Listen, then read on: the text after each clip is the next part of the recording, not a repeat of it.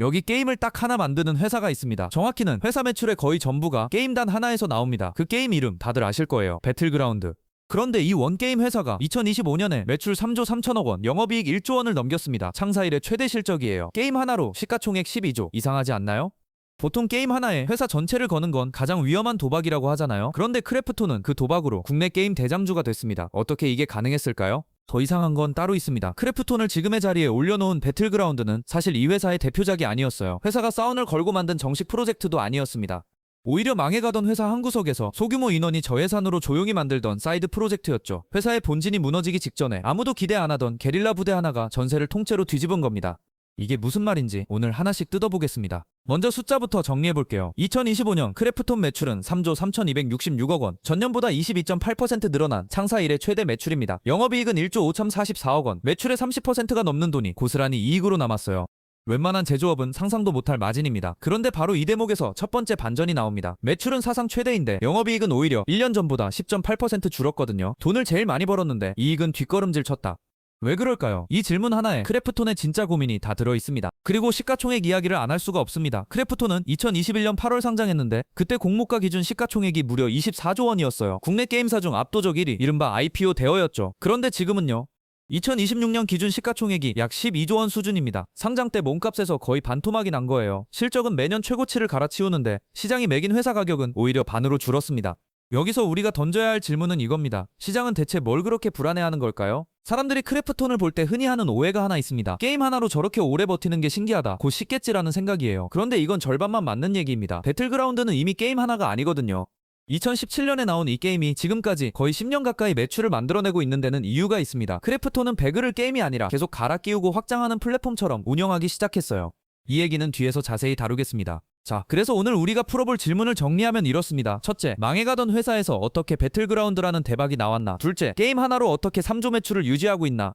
셋째, 그런데 왜 시장은 이 회사를 불안하게 볼까? 그리고 마지막으로 크래프톤이 지금 필사적으로 준비하는 다음 카드는 뭔가? 이 회사를 이해하면 하나의 히트작에 올라탄 기업이 맞닥뜨리는 축복과 저주가 동시에 보입니다. 그러려면 먼저 시간을 2007년으로 돌려야 합니다. 배틀그라운드가 세상에 나오기 딱 10년 전 크래프톤의 전신인 블루홀이라는 작은 회사가 시작되던 그때로요. 흥미로운 건 이 회사가 처음부터 배틀로얄 게임을 만들려던 게 전혀 아니었다는 겁니다. 오히려 정반대였어요. 블루홀이 사운을 걸었던 첫 작품은 배그와는 완전히 다른 장르였습니다. 2007년 게임업계에 잔뼈가 굵은 사람들이 모여 블루홀 스튜디오를 세웁니다. 이들의 목표는 분명했어요. 제대로 된 대작 MMORPG를 만들겠다. 여러 사람이 같은 세계에 접속해 함께 모험하는 그 당시 한국 게임 산업의 꽃이라 불리던 장르죠. 리니지, 아이온 같은 게임들이 조단위 매출을 뽑아내던 시절이었으니까요. 블루홀은 여기에 회사의 전부를 걸었습니다.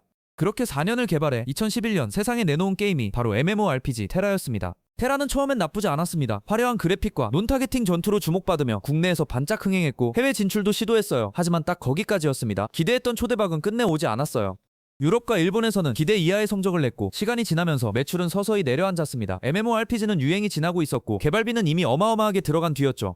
회사의 전부를 걸었던 단 하나의 작품이 회사를 먹여 살릴 만큼은 되지 못했던 겁니다. 여기서 우리가 눈여겨봐야 할 구조가 하나 있습니다. 블루홀은 대표작 하나에 회사 전체를 거는 방식으로 출발한 회사예요. 그런데 그 대표작이 애매하게 성공하자 회사 전체가 애매하게 휘청였습니다.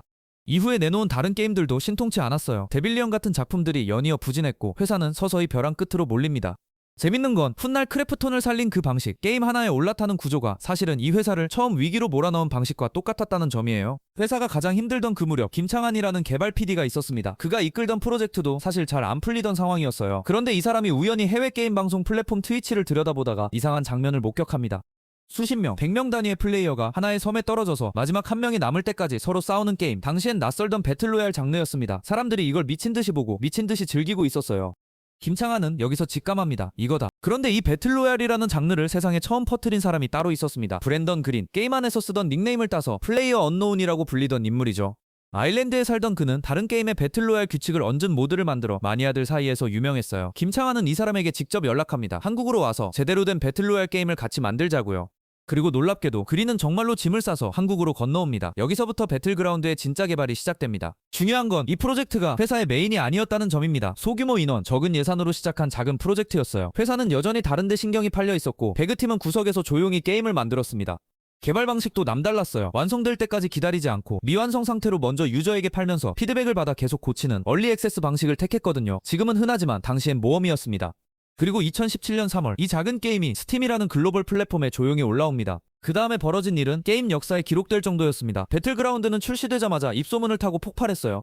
전 세계 스트리머들이 이 게임을 방송했고 사람들은 치킨 먹자, 그러니까 최후의 1인이 되는 그 짜릿함에 열광했습니다. 스팀 동시 접속자 수 신기록을 연달아 갈아치웠고 출시 몇 달 만에 수천만 장이 팔려나갔어요.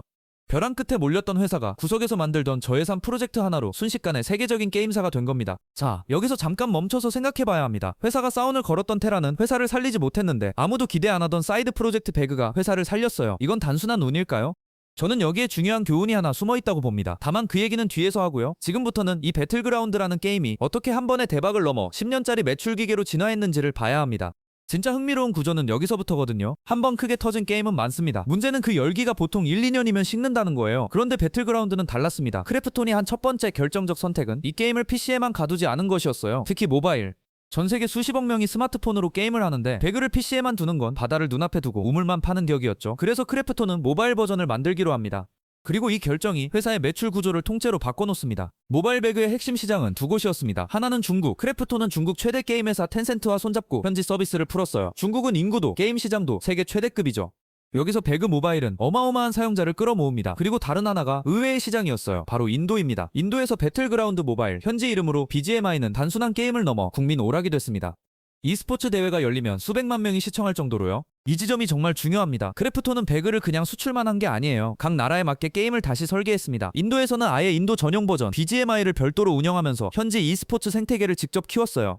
2026년 인도 배그 대회는 역대 최대 시청 기록을 세웠고 결제하는 유저 수도 1년 만에 17% 늘었습니다. 게임 하나를 나라별로 쪼개서 각 나라의 국민 게임으로 심는 전략. 이게 배그가 10년 가까이 살아남은 두 번째 비결입니다. 그럼 이 게임은 대체 어떻게 돈을 벌까요? 게임 자체는 상당 부분 무료거나 저가입니다. 진짜 돈은 게임 안에서 팔리는 아이템에서 나와요. 캐릭터 옷, 총기 스킨, 시즌마다 바뀌는 콘텐츠 패스 같은 것들이죠.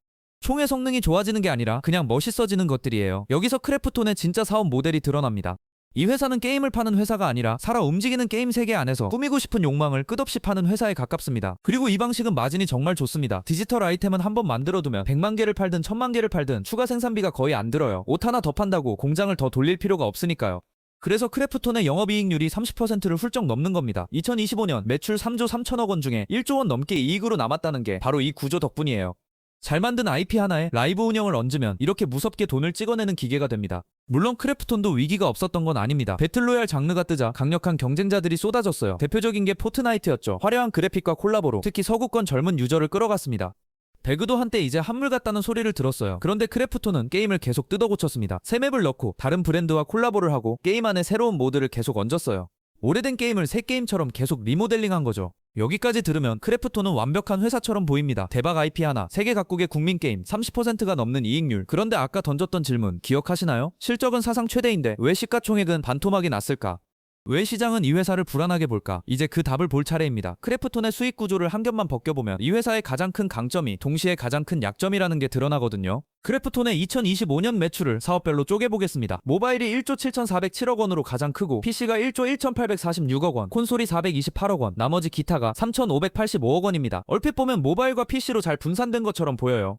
그런데 여기엔 함정이 있습니다. 이 매출을 게임별로 다시 쪼개면 모바일이든 PC든 결국 거의 다 하나의 이름으로 수렴하거든요. 바로 배틀그라운드입니다. 플랫폼은 나뉘어 있어도 IP는 사실상 하나예요. 이게 바로 크래프톤을 따라다니는 꼬리표, 원 IP 리스크입니다. 회사 매출의 절대 다수가 배틀그라운드라는 단 하나의 IP에서 나온다는 뜻이에요. 배그가 잘 되면 회사가 웃고 배그가 흔들리면 회사 전체가 흔들립니다.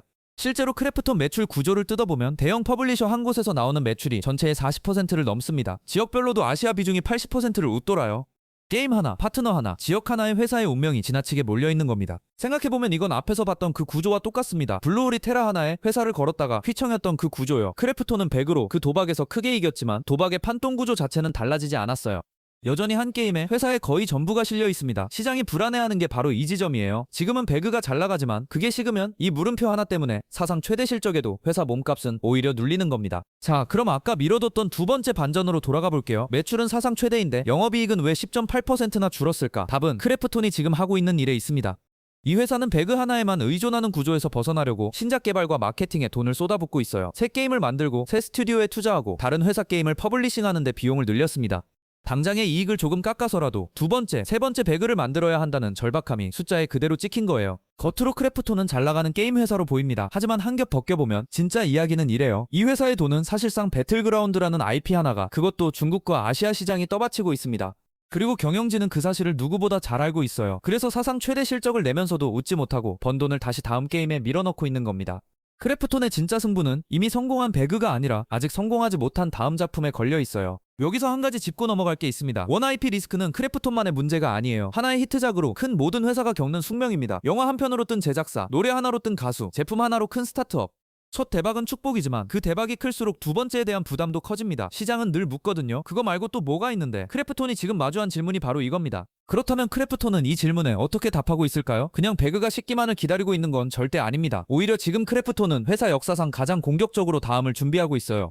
그 카드가 뭔지, 그리고 우리가 이 회사에서 배울 수 있는 게 뭔지 마지막으로 정리해보겠습니다. 크래프톤이 준비하는 다음 카드는 크게 두 갈래입니다. 첫째는 완전히 새로운 게임이에요. 인생 시뮬레이션 게임, 인조이가 대표적입니다. 사람의 삶을 자유롭게 꾸미는 이 게임은 미리 체험판 단계에서만 100만 장 넘게 팔리며 가능성을 보였어요. 또 다른 신작 미메시스도 비슷한 성과를 냈고요. 크래프톤은 인조이를 단순한 게임이 아니라 유저가 직접 콘텐츠를 만들고 공유하는 플랫폼으로 키우려 하고 있습니다. 배그에서 배운 교훈을 그대로 적용하는 거죠. 둘째는 배틀그라운드 자체를 더 오래 살리는 겁니다. 크래프톤은 배그를 이제 하나의 게임이 아니라 계속 새로운 콘텐츠가 얹히는 플랫폼으로 만들고 있어요. 유저가 직접 맵과 모드를 만들고 다른 브랜드와 끊임없이 콜라보하고 e스포츠로 팬덤을 유지합니다. 심지어 크래프톤은 게임에서 쌓은 AI 기술을 자율주행 같은 다른 분야로 확장하는 실험까지 하고 있어요. 한 우물을 깊게 파되 그 우물에서 나온 기술로 새 우물을 찾는 전략입니다. 자, 그럼 크래프톤이라는 사례에서 우리가 뽑아낼 수 있는 교훈을 세 가지로 정리해볼게요. 첫째, 대박은 계획한 곳에서 안 나올 수 있다는 겁니다. 회사가 사운을 걸었던 테라가 아니라 구석의 저예산 프로젝트 배그가 회사를 살렸어요. 그래서 중요한 건 예상 못한 작은 시도들이 자랄 공간을 남겨두는 겁니다. 모든 자원을 메인에만 몰아넣는 회사는 정작 진짜 기회를 놓칠 수 있어요. 둘째, 한 번의 대박은 축복이자 저주라는 겁니다. 배그는 크래프톤을 국내 최고 게임사로 만들었지만 동시에 배그밖에 없다는 꼬리표도 함께 채웠어요. 하나의 성공이 클수록 그 다음을 증명해야 하는 부담도 커집니다. 그래서 정말 중요한 건 첫 대박이 아니라 그 대박이 벌어준 돈과 시간을 두 번째를 만드는데 얼마나 잘 쓰느냐예요. 크래프톤은 지금 그 시험대 위에 서 있습니다. 셋째, 히트작을 상품이 아니라 플랫폼으로 키워라는 겁니다. 배그가 10년 가까이 살아남은 건 한 번 팔고 끝나는 상품이 아니라 계속 갈아 끼우고 확장하는 플랫폼으로 운영했기 때문이에요. 파는 순간 끝나는 게 아니라 파는 순간부터 시작되는 구조, 이건 게임뿐 아니라 거의 모든 산업에 적용되는 원리입니다. 고객과의 관계를 한 번의 거래가 아니라 계속 이어지는 관계로 설계할 수 있느냐. 여기서 오래가는 회사와 반짝하는 회사가 갈립니다. 크래프톤을 한 문장으로 정리하면 이렇습니다. 하나의 게임으로 정상에 올랐지만 이제 그 하나를 넘어서야만 정상에 머무를 수 있는 회사. 사상 최대 실적 뒤에 감춰진 이 긴장감이 크래프톤이라는 회사를 흥미롭게 만듭니다. 과연 이들은 두 번째 배틀그라운드를 만들어낼 수 있을까요? 여러분의 생각은 어떤지 댓글로 남겨주세요. 오늘 내용이 유익했다면 구독과 좋아요 부탁드립니다. 다음에도 또 다른 기업의 진짜 구조를 낱낱이 해부해보겠습니다.